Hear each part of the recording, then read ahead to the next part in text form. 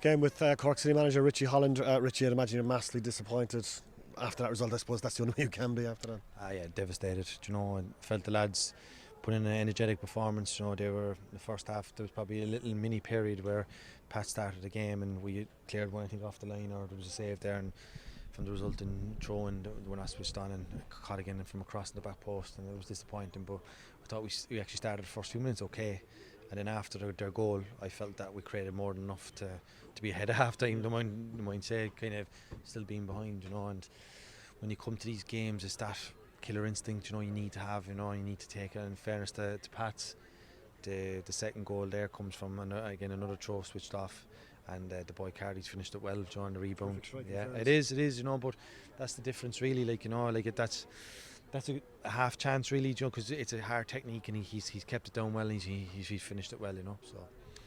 What was the main difference between the first half and the second half? Because as you say, the first half you took to the game to them after that goal. The second half seems flat by comparison.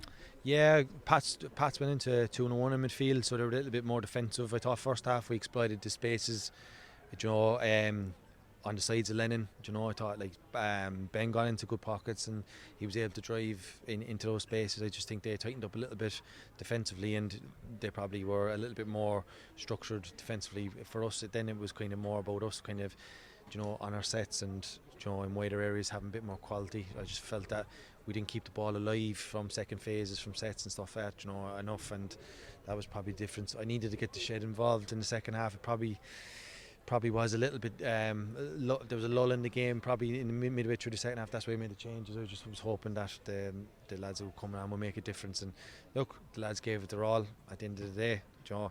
That's what I asked of them, you know, but it just wasn't enough. And you mentioned the crowd there. It was a terrific atmosphere here today overall. Yeah, look, I spoke to the players after. I just said, look lads, we have to use this as a motivator going forward, is that we need to stay in this league, and that's the bottom line here, really. Like, is that when you see crowds like that and the atmosphere for today, we're one of the biggest clubs in the country, if not the biggest, and Cork City has to be in the Premier Division, because you get crowds like that, you get more opportunities to play in front of in big occasions and stuff that we don't want to be going back down to the first division. And look, for us now, that's our main focus going forward. It has to be every day in training. It has to be our main focus, stay in this division. Yeah, and some huge games coming up as well, so you don't have time, I suppose, to lick the wounds, I guess. Yeah, look, it'll take a few days to get over, because it is sore. I'm not going to deny that, you know, it is sore. And you know, we were there. Or sorry, Pats were there for the taking, I thought, today, and we just didn't do it. And that's probably the most regretful thing. If it was a bad performance, and if it was a case that, you know, we didn't create anything and stuff like that, and that, whereas you kind of look at it and say, okay, you know, we were poor on the day. I didn't think we were poor on the day. I just think we just didn't take our chances, and that's football, isn't it? Take the positives, I suppose, and that first half performance, I suppose, has to be the standard going forward. Yeah, look, I thought there was some really good play. You know, I thought we broke lines, and as I say, we got on the side of Lennon there really well, you know. And Ben was very influential in the first half. As you say, second half then with the 2-1, he probably didn't find the spaces there. So that was the idea of bringing on Malik and Joe and Barry Coffey and so on, you know, that we wanted to go and try and chase it, and you know, that was it. And obviously we got caught there from a throw in there, good strike and very good finish, you know. So that's it at the end of the day. In those days, Richie, thanks for talking to us. No worries, thanks Ruairi. Congratulations, you must be very, very happy man there now after that. Yeah, we're obviously delighted. When you play in semi-finals, you want to try and win them, and I thought we got a really good first goal with Mark Doyle on the move in the box on a cross, and then the second strike from Connor is outrageous. It's a great strike from it's a great strike from Jay McClelland, and then technique and execution from Connor is exceptional. And you know, from the angle I was at, I wasn't sure if it went in. It was the fans behind the goal obviously let me know it was in the net, and you know, it was a great time for us as well. I think at 1-0 you probably feel that Cork are going to just, you know, camp in, and then you're going to be trying to play on the counter. And I thought the lads defended magnificently well.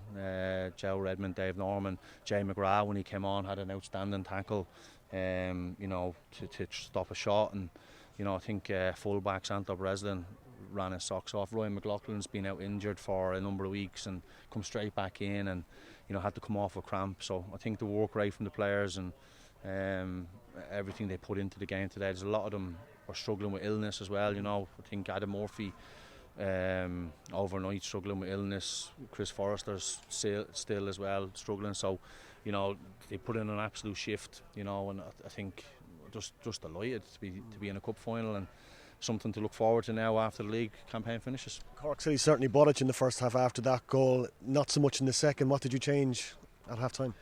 Well, I think we had started the game with kind of one midfielder down and two higher, and at half time we flipped it that we put two down and one higher to try and be aware of the second ball. I think at times in the first half we were quite open and expansive when the ball turned over, and I think dropping Chris down beside Lenny in the middle of the park and playing Keane that little bit higher, who's a ball carrier, you know, gave us a little bit more kind of defensive assurance. It probably took away a little bit from our attacking threat, but I think when you're 1-0 up in the game, we were kind of just managing it and trying to wait for that opportunity. I thought the boys that came on the pitch from the bench were very, very good. They all made an impact, which we asked from them. You know, obviously there's a huge disappointment for them to not start the game, which I totally understand. You know, when you're a player, you want to play every game, and especially a game of this magnitude at a club like Cork with a full house.